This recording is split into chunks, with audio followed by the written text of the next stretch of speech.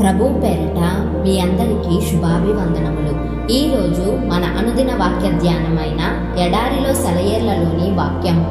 శక్తి చేతనైనను బలము చేతనైనను కాక నా ఆత్మ చేతనే ఇది జరుగునని సైన్యములకు అధిపతియగు యెహోవా సెలవిచ్చెను.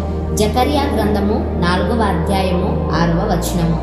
ఓసారి నేను కొండ ఎక్కిపోతున్నాను. ఆ కొండ మొదట్లోనే సైకిల్ మీద వెళుతున్న ఒక కుర్రవాడిని చూశాను. నేను కొండ మీదికే ఏటవాలులో మాత్రమే కాక ఎదురుగాలిలో తొక్కుతున్నాడతను. చాలా కష్టమైపోయింది. చెమటలు కక్కుతూ తాను చెయ్యగలిగిందంతా చేస్తూ తొక్కుతుంటే అదే దిక్కుగా వెళుతున్న ఒక ట్రాలీ కారు వచ్చింది. అది అంత వేగంగా పోవడం లేదు. ఆ కుర్రవాడు అందుచేత ఒక చేత్తో ఆ ట్రాలీని పట్టుకోగలిగాడు. తర్వాత ఏమవుతుందో తెలుసుగా ఎగిరే పక్షిలాగా సులువుగా కొండపై దాకా వెళ్ళిపోయాడతను. అప్పుడు నాకు అనిపించింది, నా అలసటలో బలహీనతల్లో నేను కూడా ఆ కుర్రాడి లాంటి వాడిని. కొండపైకి సైకిల్ తొక్కుతున్నాను. నిరోధక శక్తులెన్నెన్నో, పూర్తిగా అలసిపోయాను. కానీ ఈ ప్రక్కనే గొప్ప శక్తి నా అందుబాటులోకి వచ్చింది. ప్రభు యేసు శక్తి. నేను కేవలం ఆయనతో సంబంధం కల్పించుకొని ఆ సంబంధాన్ని కొనసాగిస్తే చాలు. ఆ పిల్లవాడు ఒక చేత్తో ట్రాలీని పట్టుకున్నట్టు ఒక్కవేళంతా విశ్వాసంతో యేసుని పట్టుకుంటే చాలు.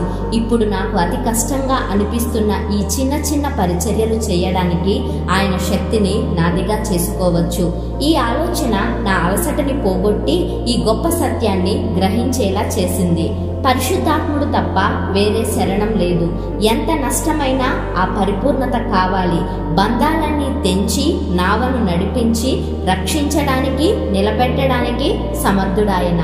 అహం కొట్టుకుపోయేదాకా నిలువునా మునుగు. ఖాళీ నావ ఆయన పాదాల దగ్గర పగిలేదాకా, స్వహస్తాలతో ఆయన మళ్ళీ తీర్చిదిద్దేదాకా. దేవుని చిత్తం తప్ప వేరు శరణం లేదు.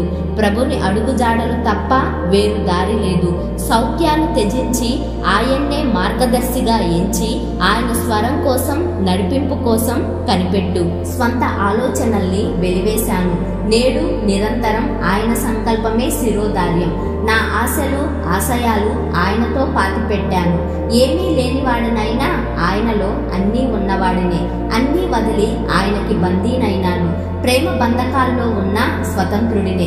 సందేహాల నుంచి, పాపపు చెర నుంచి, ఆందోళన, భారం, బాధల నుంచి అన్నీ వదిలాను.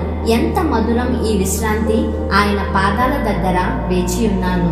నా అంతరంగాన్ని కడిగి శుభ్రపరిచే ఆ దివ్యమూర్తి సందర్శనం కోసం వస్తాడాయన. నాలో పరిశుద్ధాత్మ నింపుతాడు. ఆయనలో నేను తృప్తి పడ్డాను, పరిపూర్ణత చెందాను.